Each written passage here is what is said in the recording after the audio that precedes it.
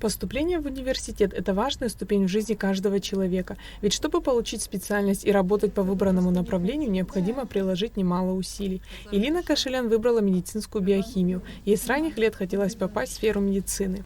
С детства хотелось поступать туда, вот быть врачом, помогать людям.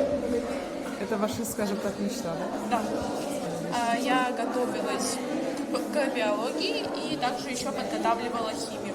Арада Кайтанба выбрала факультет международных отношений, где профилирующий язык английский. Поэтому при подготовке девушка уделяла ему много времени.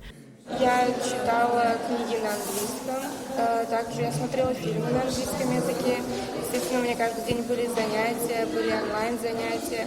И это все помогло мне поступить сюда.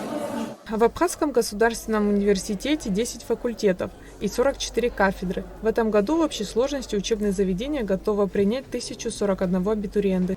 Утверждены контрольные цифры приема.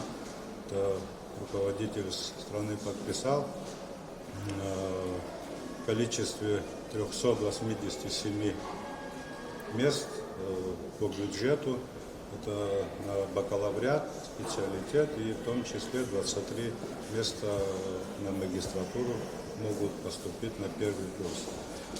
Организовано все на хорошем уровне, документы принимают, заранее были объявления, у нас есть сайт нашего университета, где правила приема, какие документы нужны для поступающих и программы по всем направлениям и дисциплинам. Опубликованы, они доступны для всех желающих. В этом году продолжается прием документов на специальность энергетика. Стране необходимы специалисты в данной области, подчеркнул Адгурка Коба. У нас совместная образовательная программа Северо-Кавказской государственной академии. Это дает большие возможности для наших студентов, поступающих на это направление. Студенты будут иметь возможность обучаться здесь, в Абхазском университете, также и проходить практику в Северо-Кавказской государственной академии. То есть открываются большие возможности. Все больше становятся популярными такие направления, как туризм, английский язык, экономические специальности и не только. Но, конечно же, определение профессии – это свободный выбор каждого, ведь все направления по-своему увлекательны и необходимы.